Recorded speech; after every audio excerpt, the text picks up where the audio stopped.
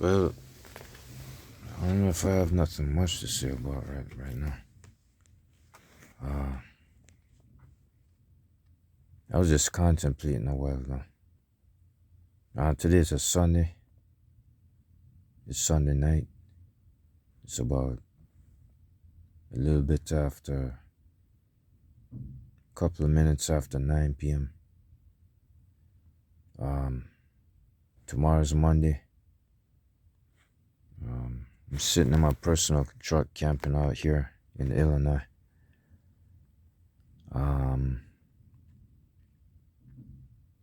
I was just contemplating a while ago. And now since I just did me a Florida load, not with this truck. This is my personal truck. It's not, what do you call it? It's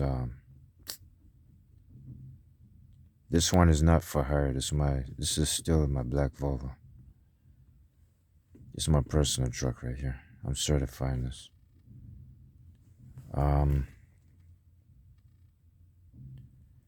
Yeah, the white Kenworth I was driving for my company truck.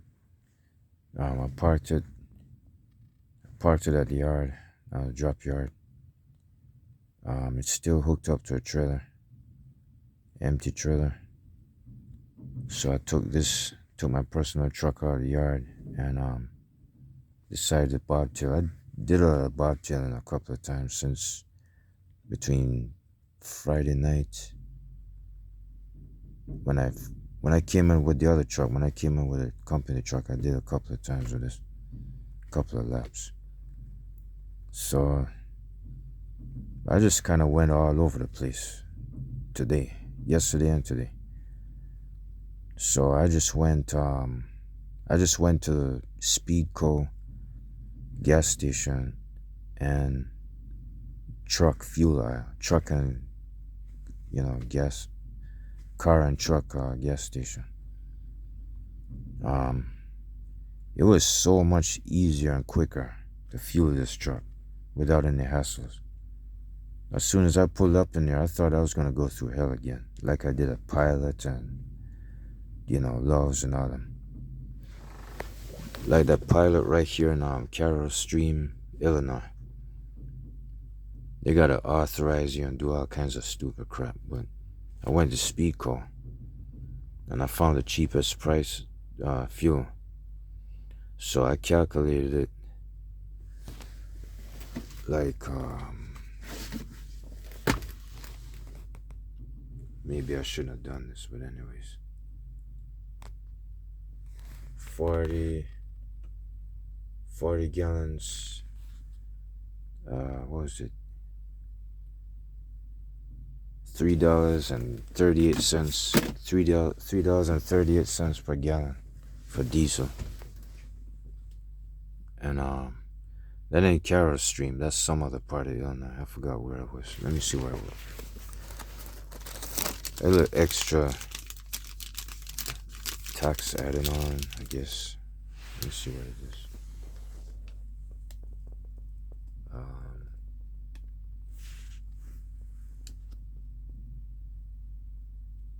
It came out, it was supposed to be 138 or 137, but it came out to 142.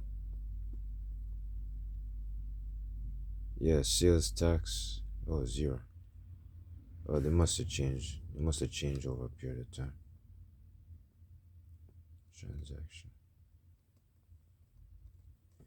What is this? Warren? Oh, it's Warrenville, Illinois. Speedway, not Speedco, Speedway. Yeah, pay that. Speedway in Warrenville, Illinois. It's like 59, right off of 63. 63 going east and, I think it's 67. 63 going east and west, 59 south. So, instead of me going to the nearby ones, I went to the cheapest one going down south. The needle on my truck, it was like wait a minute, here it is. I don't know if you can see it, forget it anyway. It was all the way down towards the red zone. It was close to the red zone, close to empty.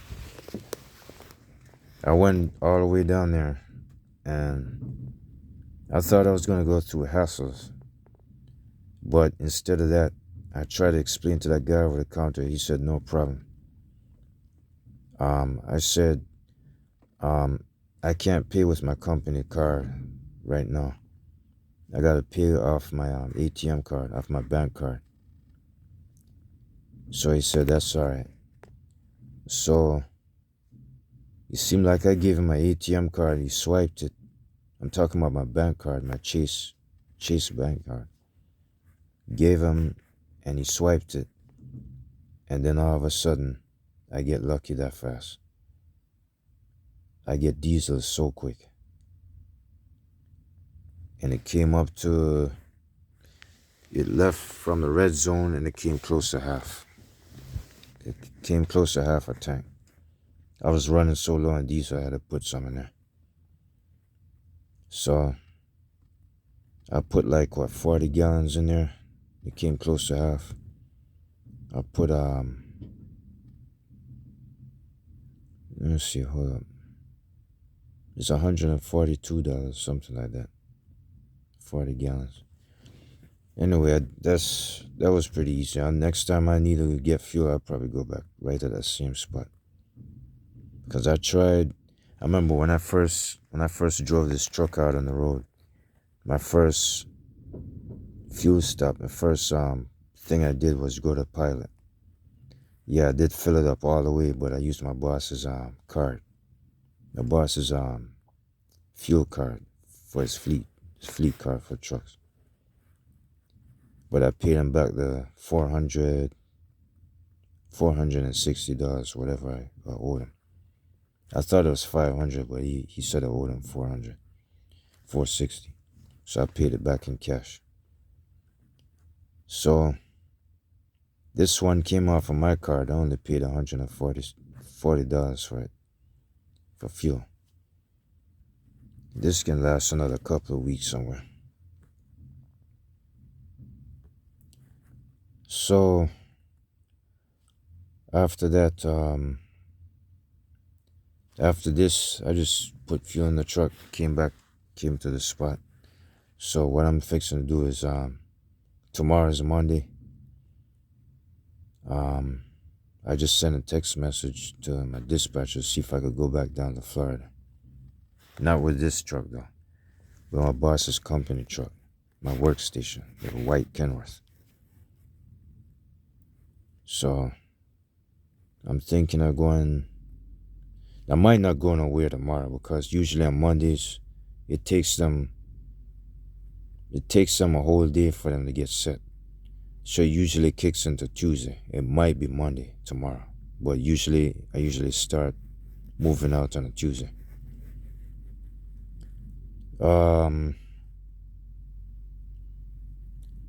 It seemed like I just kind of lost 2 loads, man, just recently. I'm having it bad with the driver and jobs. I think I better bring this up. I got something that's different to talk about besides what I'm talking about, I'm just trying to find something to do at least. I thought I had something on my mind, but I forgot.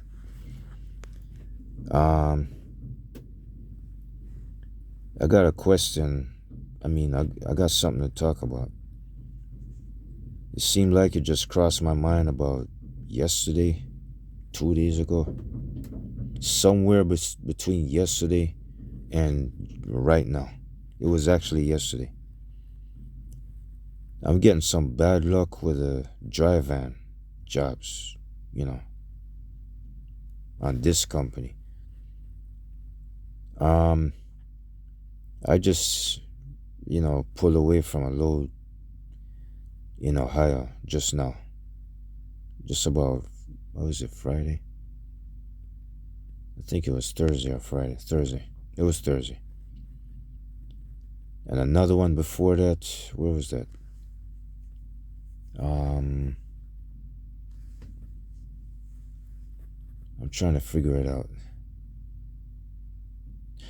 The other one I did not pull away. I was late.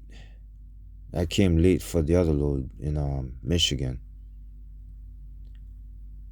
and that had to be rescheduled into the next day. And then the second one, yes, it took them almost an hour for me to get the bills, and they had me sitting in front of the guard shack gate, and they were fixing to close. I was scared. I thought they were just pulling my leg. I don't know. I didn't like the expression I was getting from the supervisor. So they said, I don't know. They said they couldn't. One of them, the first one said they couldn't log in, so they got the supervisor to come over. I didn't know. I wasn't too sure, man. The reason why I pulled away, not only that, I was getting kind of sick, and I had to go to the pharmacy and come back anyway. So I took a chance and pulled away. Went to the pharmacy, and I said I was coming back. I couldn't stay there too long. So when I came back, it seemed like they told me that they forgot to put some freight on there or something didn't make any sense. So I took a chance and pulled away because I thought they were pulling my leg anyway. I didn't trust them. Not only that, if I had stayed there too long, they probably would have closed and just left me out. I was scared they was gonna ignore me.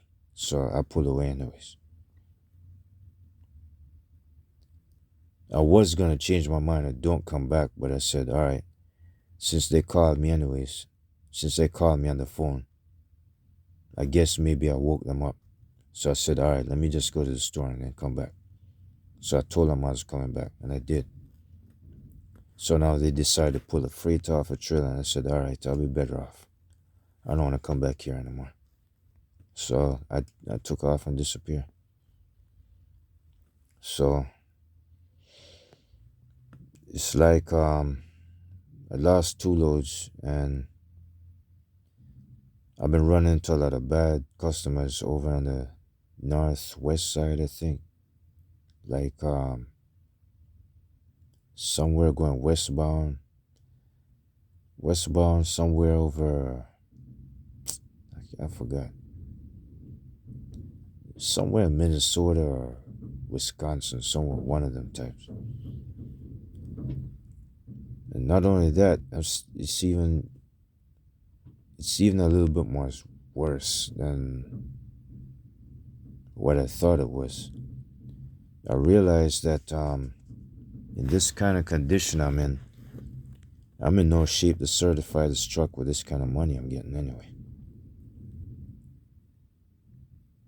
And and passing through Illinois, passing through excess amount of distance, like going up northwards into Illinois to come to that drop yard, it's pure hell.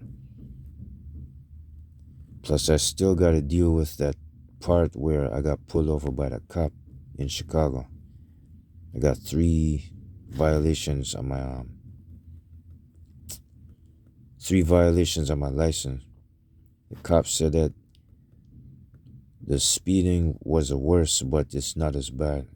They might not consider it to be serious because it was only 11 miles over the speed limit.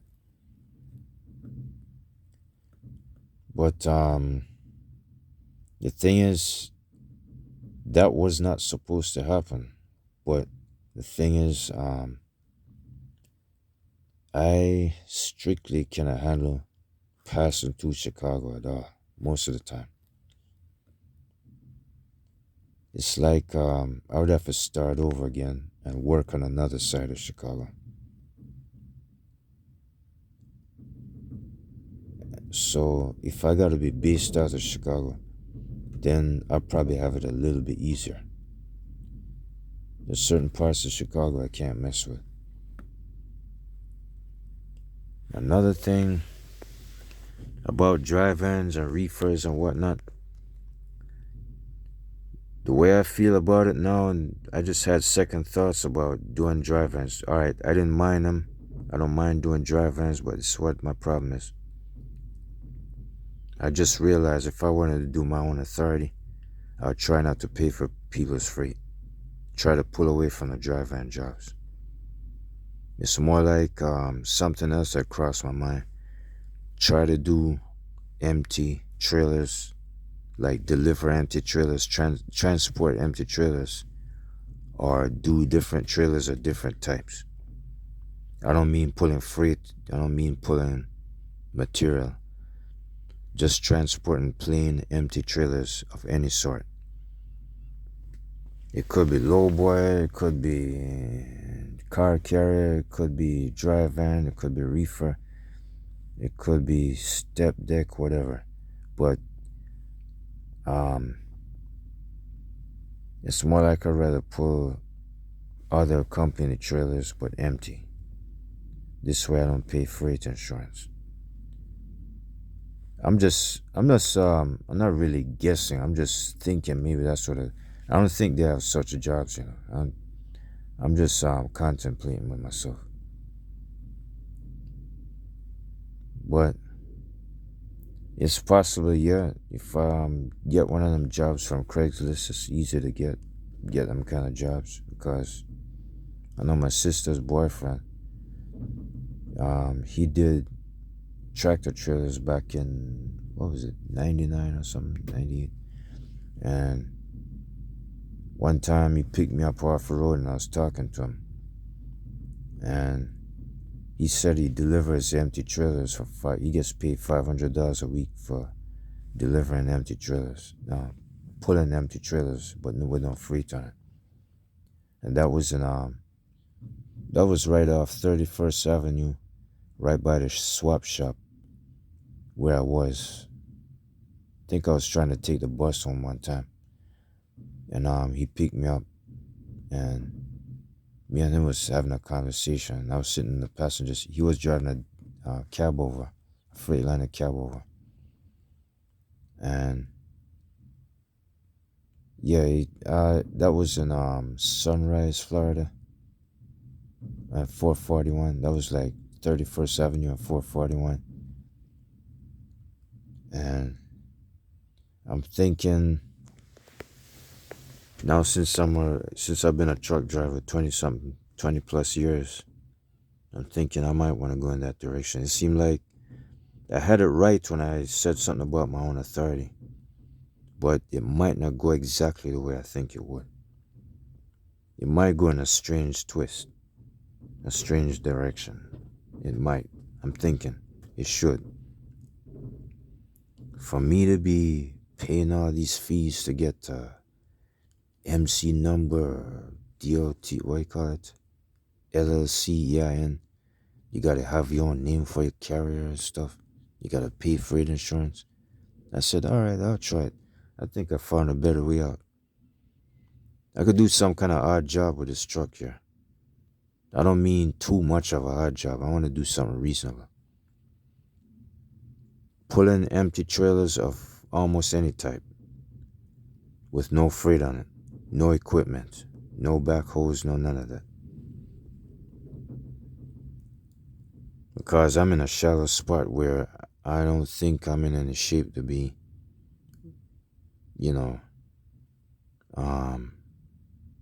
be some kind of franchise or some kind of popular one-man army like most people. Because, put it this way, since I got a lot to learn, I never tried this before, I never been down that road, I'm only picking it up step by step. It seemed like I better start out real small and kind of work my way big. Instead of going on authority and pulling dry van trailers or, I'm going to go ahead and try something a little bit more simpler. This truck is not really that bad, but I just drove it. It seemed like it's improving a little bit. Some of them little minor symptoms like the fuel separator clogging up too frequent, it's starting to get better now. And that rubbing noise I was talking about in the last video, for some reason I didn't hear it anymore. I just pulled out of the Walmart parking lot, taking a nap in there. And since I started the truck after the last couple hours, it's been sitting for like 3 hours or so, 3 or 4 hours. As soon as I turn it on, it's almost coming to close to normal. That noise, I didn't hear it. And I drove it all the way down at 59 North to that Speedway gas station, and I still didn't hear it. So when I was there shooting the other video, the last video before this, and I was pressing on top of that valve cover, and I told you where the noise was, then all of a sudden you don't hear it. But whenever I accelerate now, you hear a squealing noise. Like when I try to max out on the pedal just to climb the hill or whatever, that's when I heard it. Well, it seemed like it must be the turbocharger. The turbocharger is adjusting. That's what's happening. That's why I don't feel it there no more. That's why I don't hear it. If it was under the valve cover, it would have to be a permanent thing. If it was a piston slap, it would have to be permanent. It shouldn't change on and off, on and off. But now it's gone away. I'm thinking it's the turbocharger, some part of the impeller vane that's knocking up against the housing, and it's vibrating against the engine, making it feel like it's underneath the valve cover.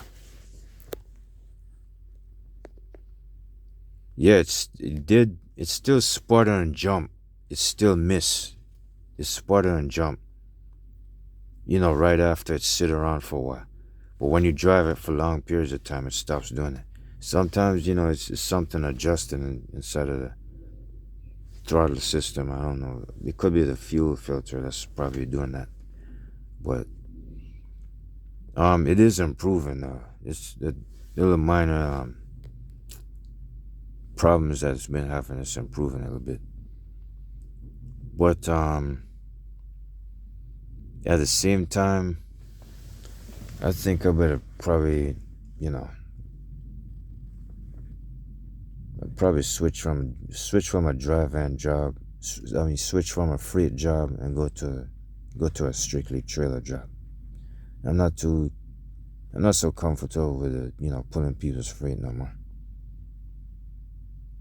It just crossed my mind almost 2 days ago. I thought about that like on a Saturday night, and now it's Sunday. Somewhere between late Friday night and early Saturday morning. Oh shoot, I got this thing on. Yo man, I gotta go turn on that APU. I gotta turn the APU on. Hold on. Where is it?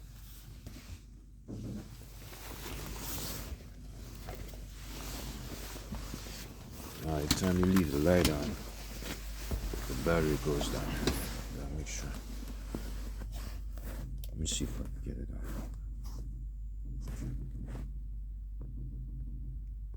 Yeah, the APU is malfunctioning, but it comes on by itself sometimes.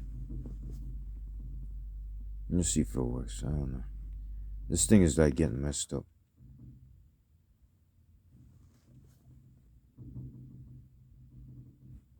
It might not usually won't start, but oh wait a minute. Here's something buzzing. Oh.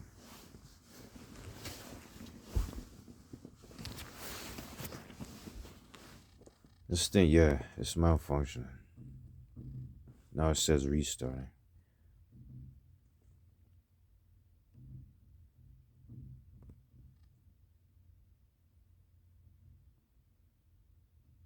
Sometimes it kind of turns over. It tries to turn over, but it doesn't complete it. Then sometimes it just turn over and start. And it can run for hours and stuff like that. But yeah, it's going back to normal. I gotta mess with it a certain way.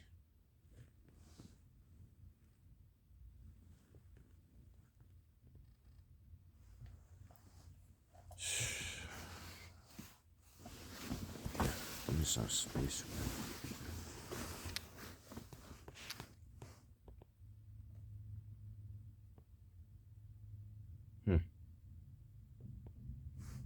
some kind of relay problem.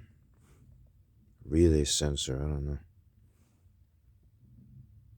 I probably could fix this myself, but I might have watched one of them YouTube videos. See, let me see if I can try this. I'm not so used to them types here. Hold up a second, let me see.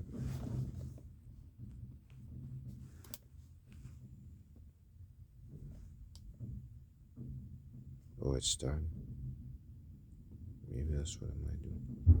Yeah, now it did. It just kicked over once. I was just probably going to crank limit. You're going to try it again. I just heard it turn over.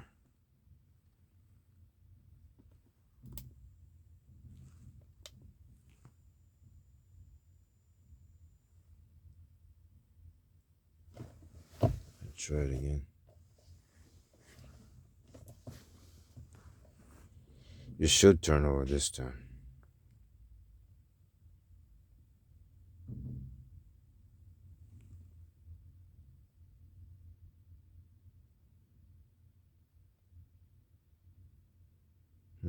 Probably ain't gonna do it.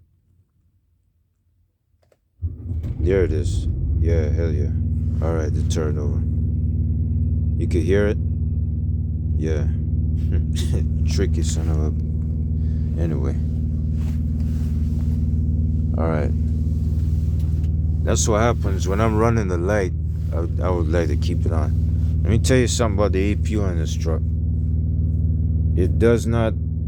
The air isn't blowing out the vents anyway. Number two, my mechanic said that he did a diagnostic check on it. He says the generator, it needs a new generator. That's what he said. Generators, I don't know, $3,000 somewhere, I guess. I think that's how much they cost.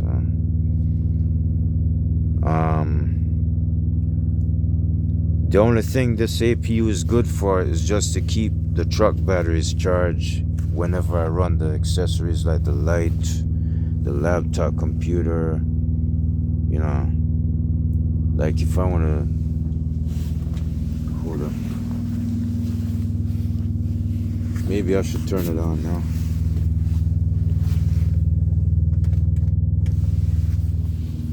Turning the light on back here.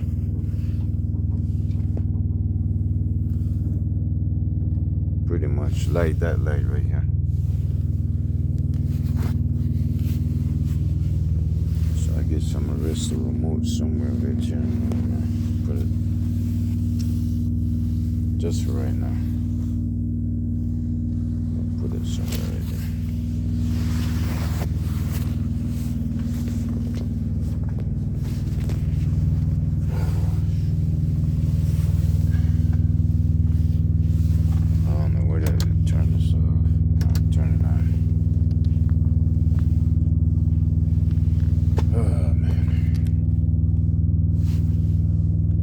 For some reason, man, I still, it's like I'm near the deadline when I'm supposed to leave this job anyway.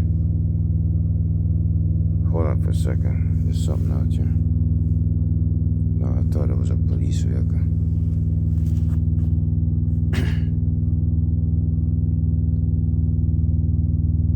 Yeah, I did say I was supposed to hold this job between 8 months to a year. It's close. I think I already mentioned that part. I already did say that. Alright, I'll say it again. I was supposed to keep this job 8 months to a year. It's close to a year now. So I got till, I don't know. It depends. It depends how the freight runs. Depends. Yeah, you know what? Maybe I better tell what's his face. I don't know. Because I'm not even so sure, because it all depends. I can't really assume that. So probably somewhere between now and September 1st, or between now and October 31st. But the thing is, it all depends. My paycheck's been kind of lousy for quite a while. Well, my last paycheck just now was kind of good. Pretty much $1,200. It was pretty much better than normal. I don't know what the second one and the third one is gonna be like, because I'm still I'm still down in the dumps. I'm close to being broke. But my last paycheck, yeah, it was one of the best. I just gotta keep it that way. And that's the hard part. It's not so easy. So it's like I cleared one or two things since I've been on this job. My main objective was to get the truck, and so far I cleared that part. Second, it needs to be certified. What I had thought in mind, what I had fantasized about or planned, like before I got this job and before I got the other job, right? I said, why not get a used, what do you call it? Why not get a $15,000 truck from the truck flyer or the paper? Why not get a $15,000 truck, which is so cheap, instead of getting a $25,000 or a $30,000? You know how hard they are. And instead of working on an American truck job, it's a European truck job. Instead of you getting 5, 6, or 7 grand, not grand, excuse me. Instead of getting $500, $600, or $700, it's usually $500 and $600 a week, or sometimes 4. Once in a while 4. Usually it's 5 and 6. That's the average. Every now and then, like maybe every 3 weeks, maybe once or twice a month, you might see 700, 750 on a regular company position job. But on the European side, it's really up to 1,000, usually up to 1,000 most of the time, or all the time, and a little bit over 1,000, which is even better. But what I thought I was gonna buy me a very old, used $15,000 truck that's somewhere like a 2012 or a 2015, 16. One of them trucks, them 15,000 trucks that you get off the flyer or the paper, truck paper. Yes, I thought I was gonna use one of those and drive it and save up my money and replace the parts. I realized it doesn't just go that way. Boy, it wasn't such a bad thought. It wasn't a bad thought, but you gotta realize something. You can't tell what kind of condition it's in. That's the bad part.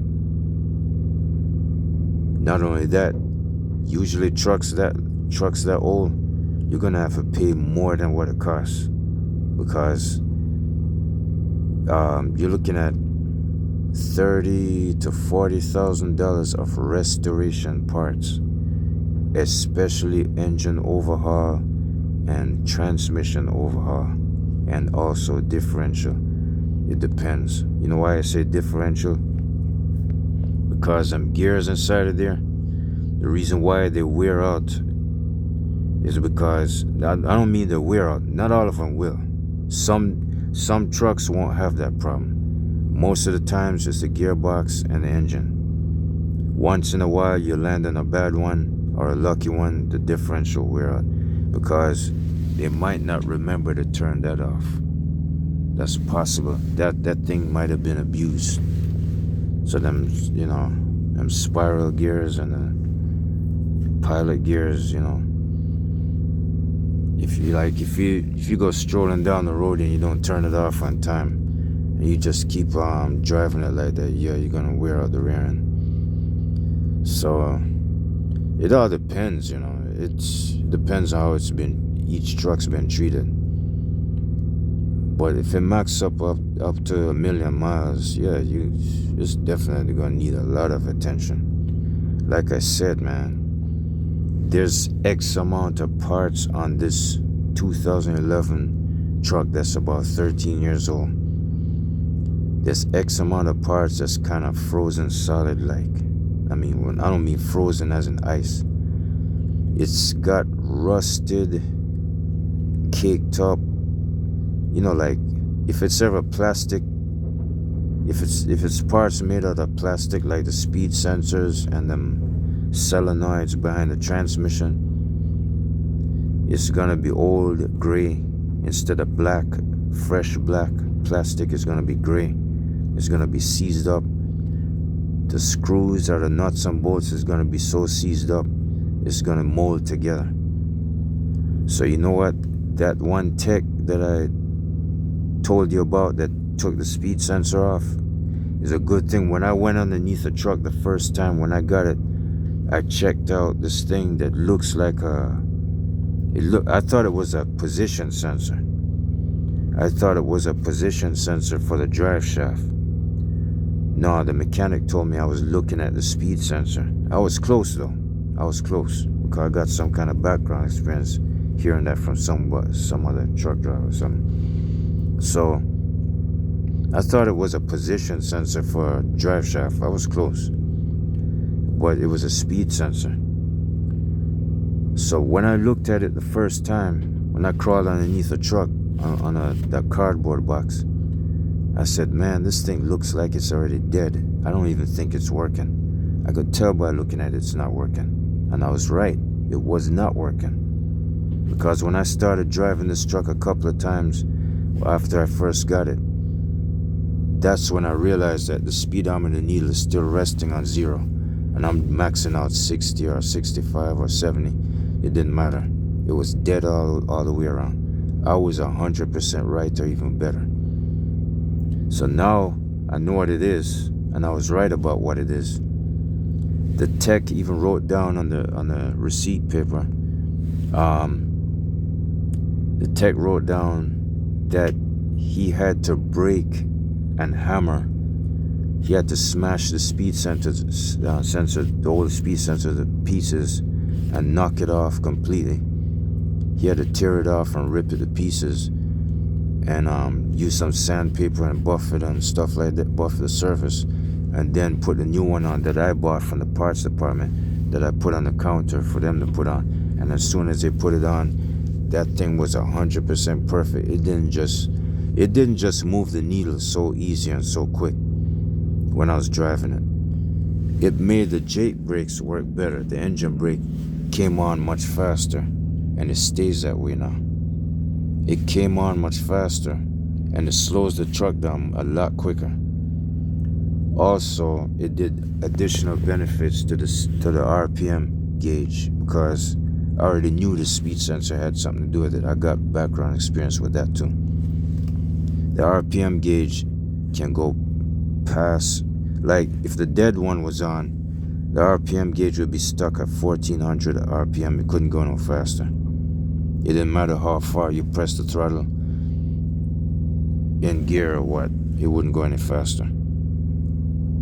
So now, since the speed sensor has changed, the speedometer needle, the engine brake, and the RPM gauge can go past 15. It can go up to 16 and 17. Even close, if possible, it might go up to 1800 RPM. Possible, maybe 17 the highest. So it's free to do all of that. So it's like all them dead parts. The next dead one would be the turbocharger. I know it's not really all that.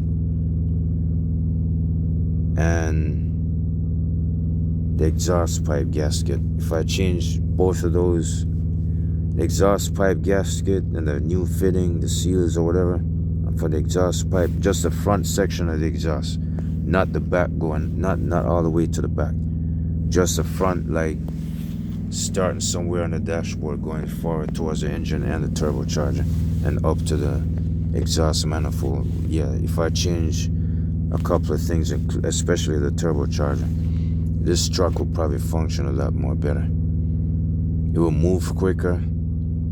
It will be more, it will probably affect a couple of other things on the truck too. I would say,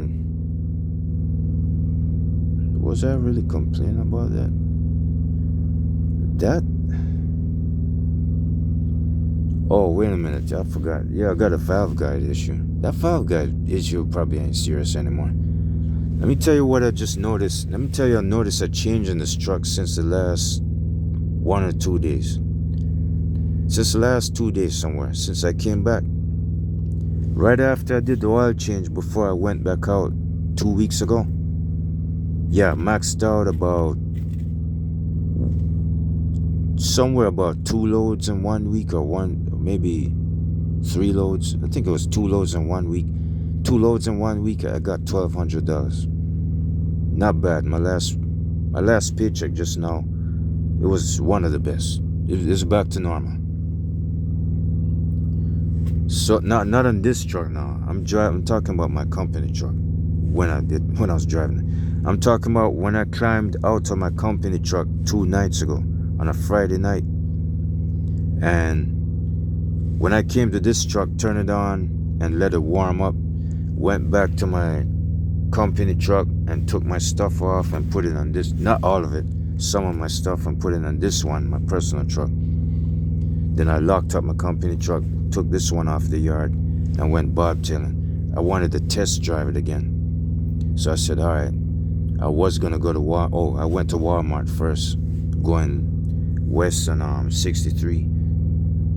Took a look at it. Now I went east on 63, past 59, north and south, and I went north on 83, going to Des Plaines, Illinois.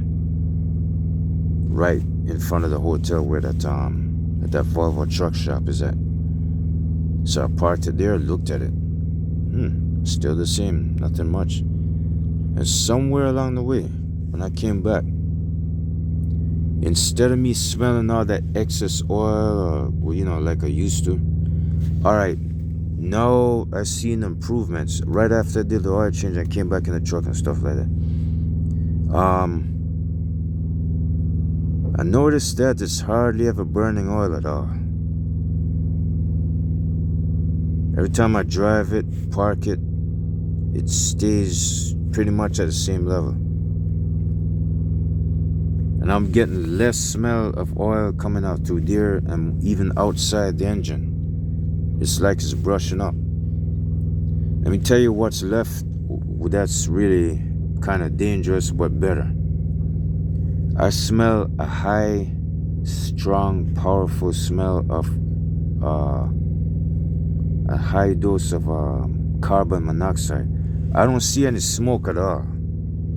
Or fumes coming out. I smell carbon monoxide high through the air vents and over that side. Only the right side, not the left side. Just the right side, because the exhaust system is over there, right?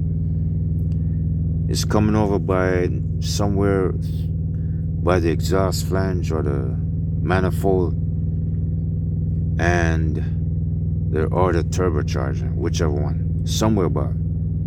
Yeah, the fumes is kind of strong that will burn your eyes or your nostrils. That's bad, So I got to drive with the windows down. But the two additional things that I don't smell is fuel. I don't smell oil hardly ever at all. Just once in a while. Like if the truck's been sitting around, if it's been sitting around for a couple of hours and then I start driving, yeah, I get a little oil smell because the valve guides are leaking anyway. I'm just, I know that.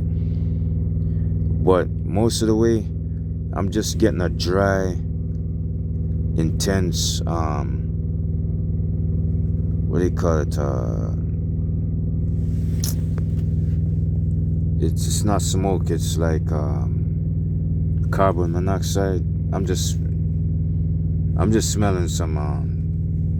It smells like smoke, but it's not. I don't see any smoke, coming out. So that's probably what's even better. It's better than nothing. Smelling excess oil or something else or even fuel. That's even worse. But it's kind of brushed up on the oil side. It's not. Doesn't seem like it's burning oil as much as before, but. Smelling carbon monoxide is a little bit better. That's a sign that it's burning off. It's burning off a lot of deposits, but yes, it's left with another unhealthy issue. It's better than it burning oil because I don't want it to be falling out the pistons and the injectors and all that stuff. That's a good sign. And the fuel filter, most of the way the fuel is like almost, I would say it's crystal clear. Sometimes it's a little dark on the other. I don't think I even checked it out. It was kind of crystal clear for a while, but it started to get a little dark. But it doesn't pack all the way past the paper most of the time. It's like as soon as I started, alright, when the engine is sitting for a couple hours, it's like far past the paper, close to the top. When I started, it drops all the way down to the paper, close to the, that paper wrapping around the filter. It goes close to the bottom, and then it comes back up close to the paper, but it doesn't go past it. It kind of stay about that far somewhere, but it fluctuates. It changes like that. So that's a little bit of improvement right there. So it's like I think my next big issue, my biggest issue is the valve guides, but it seemed like it might not be so much of a serious problem. I don't want to leave the truck that way. I think my next big issue is the gearbox, that grinding when it comes out. Alright, hold on a second. Let me see it first. Hold on a second. First, second, third, fourth, fifth. Split it up. Come over. 6. Alright. From 5th, like what my mechanic said, from 5th coming over to 6. Alright, this is what happens. When it's in 5th gear, sorry about it. When it's in 5th gear, when I come out and go this way, it goes, it rubs, right? It's not in gear, it's in neutral, but it grinds first. So that's when it's like, you gotta tap the throttle and then slide it into gear. No, it's like, it kind of grinds and intercepts it a little bit. Then you just tap the throttle like that, and then slide it in the gear. Since I float gears, I don't double clutch. I float gears in every manual truck. So it's like my mechanic said that usually when any truck comes out of 5th and going to 6th and it has that grinding problem, he said something about a sliding clutch. I said, I forgot. I don't remember. It's one of them gears that slides into the next gear. He said it's kind of stuck. He said it's not much of a serious problem as long as I don't ram it into, as long as I don't get rough with it. As long as I don't go like that, He said it would stay at the same level, but it won't get worse. I don't want to leave it like that. I'll tell you, my worst worry is probably that. He said it's not that much of an issue, but I'm worried about it. I don't want to trim my gears down to size because this truck is already old. My next one, I would like to probably do something about that turbocharger. I gotta replace it. The exhaust manifold gasket, and about somewhere behind the turbocharger and in front of the turbocharger, I like to change the fittings because I'm thinking they're leaking too. Maybe the entire elbow pipe or the mini piece, that mini small section between the turbocharger and the main pipe that go all the way to the back of the truck. That one piece, that one section, I think I'll take that out. The turbocharger, and the gasket for the exhaust manifold. Yeah, the APU just cut off. Alright, good. It did it on its own. The APU cut off. We just cut that light off right here.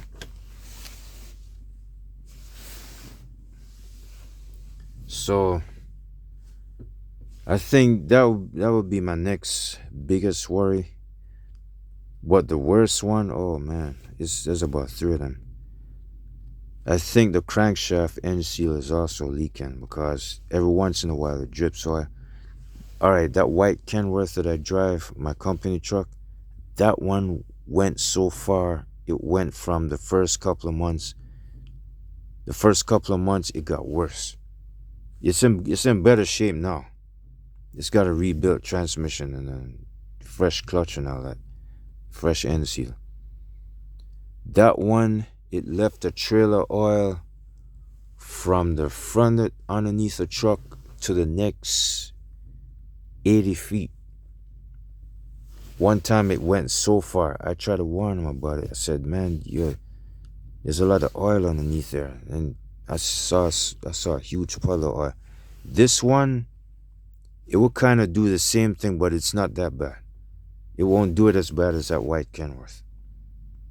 I just checked underneath it, and for some reason it's dry. At one point, when I first came back into the truck after the first two weeks when I went in the other one, yeah, I did see a puddle of oil in a little mini puddle in the Walmart parking lot. After I started driving it, I hardly ever see any. I even came to this one spot and I still don't see no oil dripping. I don't get that. I know the end seal has got to be bad. But anyway, it seemed like I got maybe 1, 2, 3, 4. I'd say if I knock out 4 issues on the outside of the truck, I should be all right.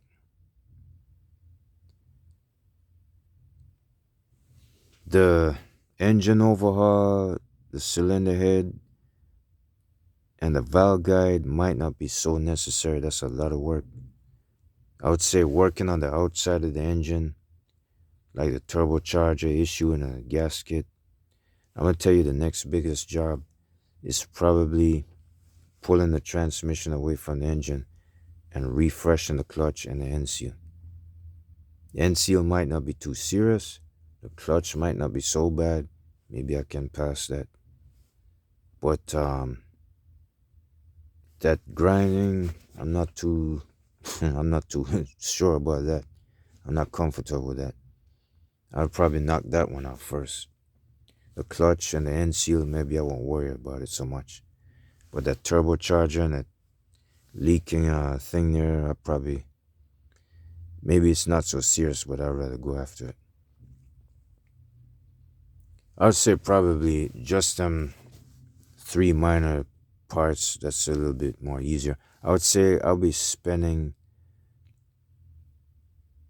less money working on those other parts, those 4 things, than to be going after that valve guide underneath of the inside of the cylinder. Because taking that off, that's going to be extra labor, extra money. All right, I think I did enough talking. I'm sorry. All right, I don't know how long I'm going to be sitting here, but the thing is, today's Sunday. Usually this is in a business place. I'm not going to be sitting here overnight. I'm probably going to get up right now, and I'm going to go back to the yard, drop yard, and put this truck back over there. Sit there until morning time, because dispatch might have something for me tomorrow morning. I think the last time, the last 2 weeks before I came out and went to Florida, I think that one was on a Monday. Usually on a Tuesday, that's when I start getting a load. Mondays I usually sit around and wait for one, but I don't get one. Anyways, I think I've done enough talking. I'll check y'all later. If I got anything else to say, I'll let you know.